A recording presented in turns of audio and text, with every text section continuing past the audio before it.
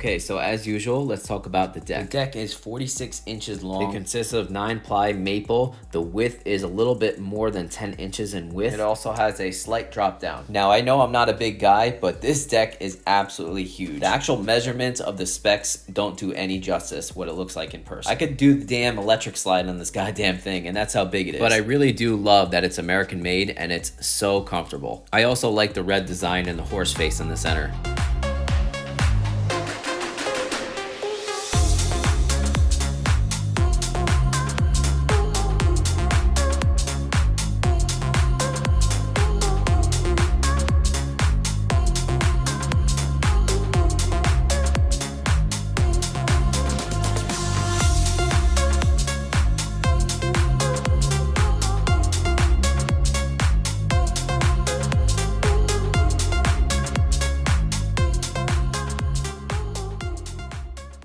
So not only is it a very large deck, but it is very flexy too. If you're a bigger rider and you finally need a board that is suitable for you because the diameter of the deck is so big, but you still want that comfort because a lot of flex decks can't really take a heavier rider because it'll bottom out or even break. Also, if you're a heavier rider, you might take away some performance and range. With this, you're good to go. But most of all, the flex is incredibly comfortable. Check how it does with bad roads and sidewalks.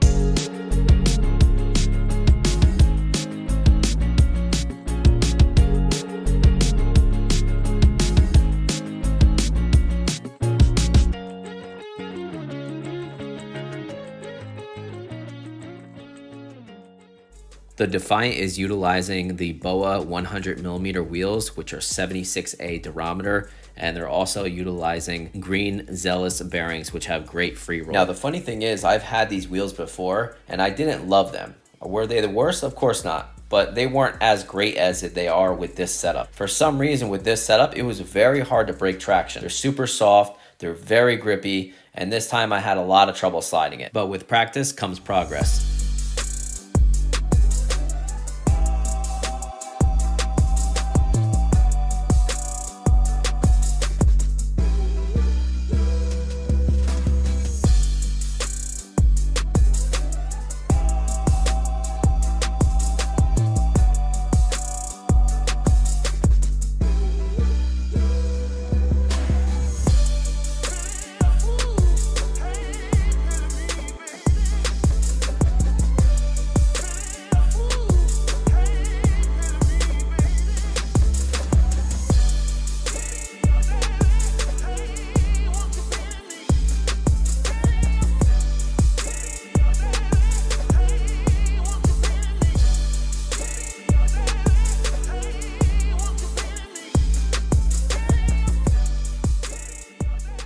The Defiant board is utilizing super wide reverse kingpin trucks. They use all precision parts, all machined CNC aluminum parts, all stainless steel fasteners, which means no rusting. Their trucks are also adjustable, so it can be set from 50, 43, and 36 degree angles, so you can tune it the way you want to ride. The trucks are also utilizing Riptide's 87A on the board side and Riptide's 84A on the road side. I also really like their marketing stamp on the trucks. Now, as for most of the riding during this video, I used the actual stock bushings that came with, but for my speed test, I decided to do 96 gray in the rear from Riptide and put it on the board side. And for the front truck, I'm utilizing 93A from Riptide, which is a wine red color.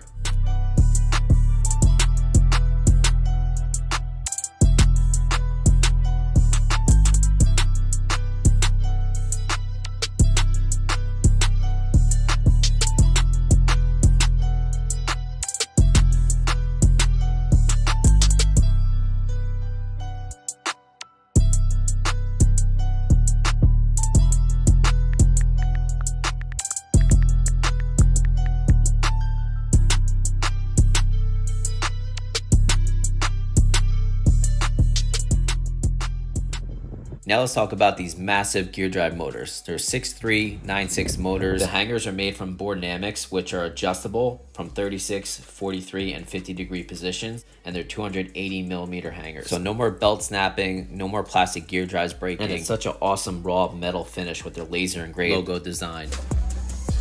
The ESC they are utilizing is Stormcore 60D, which is DIY friendly and fully adjustable. This enclosure is custom designed, modular 7-section segmented single stack enclosure, molded thermoset urethane, and inside that enclosure has a 930 watt-hour Molicel P42A 12S5P battery. Okay, acceleration test mode 3. 1, 2, 3, go.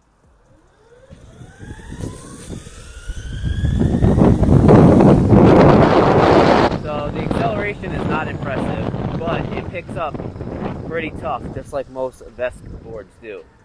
Alright, acceleration test, mode 3. 1, 2, 3, go. And it picks up. So just like most vest boards, the acceleration off the line isn't impressive, but once it starts picking up, you got a lot of power. Okay, so here we go. The Defiant Board Society versus the V1 Titan X. This has 36T 105 cloud wheels. So usually when you get these boards are usually 40T or 45T. So that's 36T. We're just gonna do a quick acceleration test. On go, okay? 1, 2, 3, go.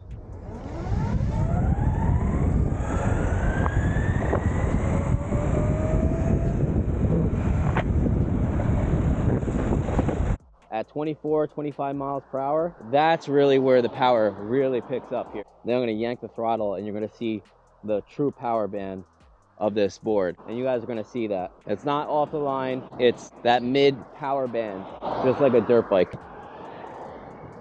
12, 15, 22, 23. All right, 1, 2, 3, go.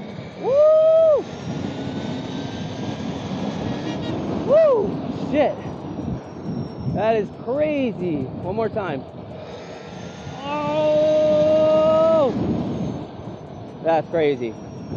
Just bonkers. Fucking nuts. Oh, scary, man. Scary.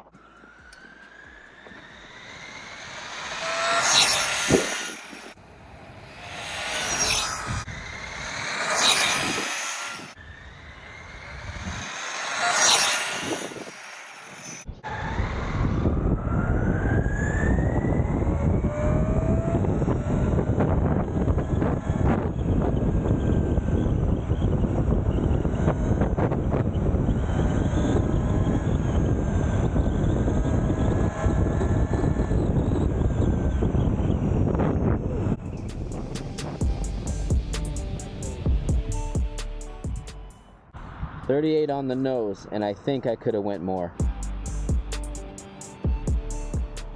Okay, so here we go. Almost full battery. Same giant hill I always usually do. The really high performance boards do about 27 to 31 miles per hour up this hill. And it's not a great hill terrain wise, so there is a couple divots and stuff like that, so I might have to let off the throttle here and there. But I'm gonna do my best. Start. Nice and clear. All right, 1, 2, 3.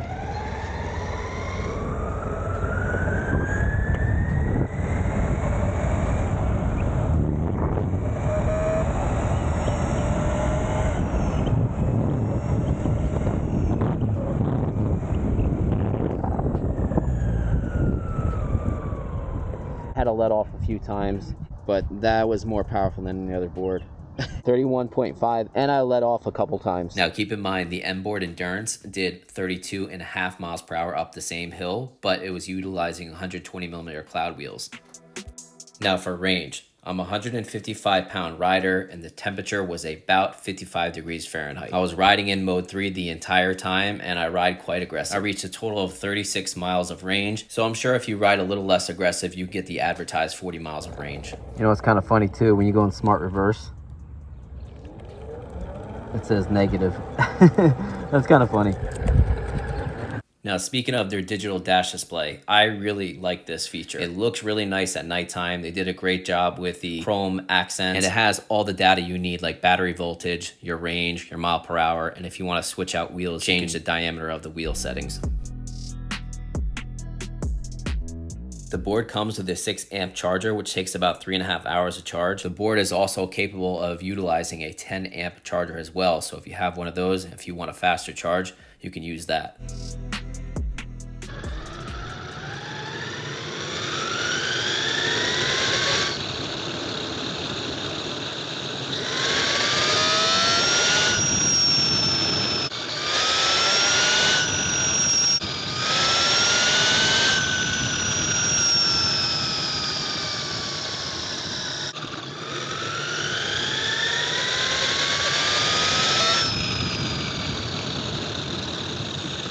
Now for constructive criticism. Now please keep in mind, some of this is just my personal preference, but I think a lot of you will agree, so it's worth mentioning. These beautiful motors sit very low. I'm kind of used to that because I'm a Thane rider as well, so all the boards I have, the motors sit very low, but they are all protected by a bash guard. This does not have a bash guard. When you don't have a bash guard, not only does it scrape when you're riding, but when you want to pick it up and drag it, this will scrape as well. This is the longest deck I've ever used, but at the same time, it's also the flattest deck I've ever used. I think if it had a little bit of concave, it would be absolutely perfect. Having such a high performance board with minimal concave is a bad idea, because when you're using such a high performance board underneath your feet and the deck is this flat, it's hard to have a point of reference where your feet are without looking down. Now, the funny thing is, after about my 4th ride, I wound up loving the actual flat deck because it's great for dancing. But I know most of you aren't longboard dancers, so I thought it was worth mentioning.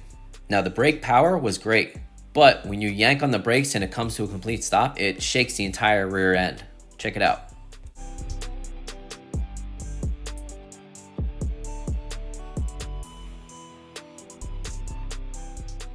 Now, as I showed you guys before, the acceleration isn't great. Now, I know some of you are going to say, just go in the vest gap and turn it up. Now, I'm told this is simple to do. It's very easy. But if it's so easy and it's so simple, why don't the companies make it stock better acceleration? I was also told that they made this a conservative kind of power off the line. And I get that. But guys, it's already getting smoked by a B1 Titan X off the line. That's a Hobbywing production 2-in-1 China-based board that has LG cells. Why would you want such a high-class, high-performance board so conservative off the line? I don't get that. Then some will say it's too dangerous to have a powerful board off the line. What's more dangerous, a powerful board off the line or 40+ miles per hour? Now, don't get it twisted. After about 22, 23 miles per hour or so, this board is out. Nothing will touch it, especially a production China-based board.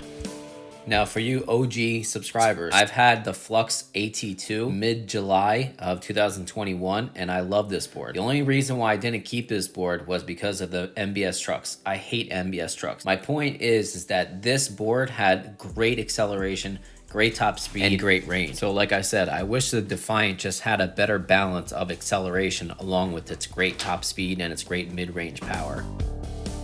Now, the next thing I want to go over is the bushings it comes with. 87A and 84A on this board is just way too soft in my personal opinion. Having a board this big with this wide of trucks with this type of performance and really soft bushings is just a very bad mix in my personal opinion. And I'm not even a heavy rider. Now, here's a small clip to show the difference of 96A in the rear on the board side. I left the 84A durometer on the road side, and in the front, I put 93A on the front board side. And again, I kept the 84A on the roadside. So no more slop in the trucks, and you got stability and carvability.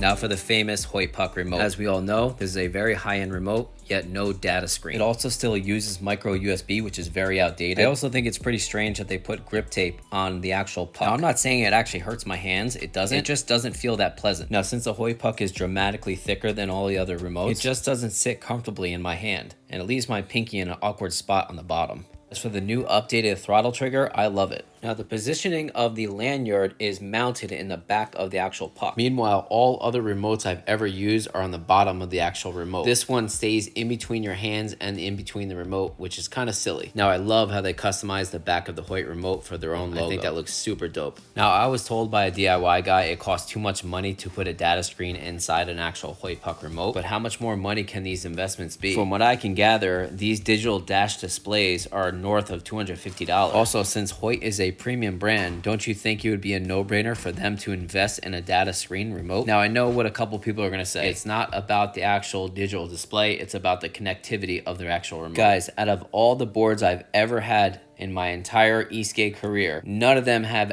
any kind of disconnect issues when it comes to the remote. I had one backfire zealot that disconnected, and it was because of a BMS issue. It wasn't because of a signal issue within the remote itself. I just don't comprehend why they're praised so much just because the majority of them work properly. Now, I know a total of 3 people with Hoyt pucks that actually has disconnected, but that doesn't mean I'm gonna devalue the product. Unfortunately, it happens. Malfunctions happen. Final thoughts. Now, please keep in mind, my constructive criticism is mostly my actual personal preference, or they're just minor tweaks like the bushings or the VESC settings. Now, I think if you are a bigger rider that needs good performance, good range, and you want a comfortable ride, and with awesome customer service that's USA based, and you like Thane, and you truly like the DIY scene, this board is definitely for you. Anytime I had questions about the board, I just sent them a DM on Instagram and they would respond instantly. Now, for the folks that are gonna ask, can you put all-terrain setup on the board? Right now, no. But what I'm told is that Hoyt is coming out with an all-terrain setup that is a Kegel-based design hub that will fit this board. So for now, anybody that wants a high-performance, very well polished street board with good flex, good range, with a crazy amount of power after 23 miles per hour, with a very large flexible deck and very high quality parts, along with the programmable ESC that you can update in the future whenever you like, this board is for you. What I love about this board is when I look at it, I still see an electric longboard. When I see other boards in this price point, they look like big, thicker machines with a huge battery that actually compromises the ride. Link in the description for the board, $100 off with my discount code. Thank you for watching, guys. Please comment, like, share, subscribe. Have a good one, guys.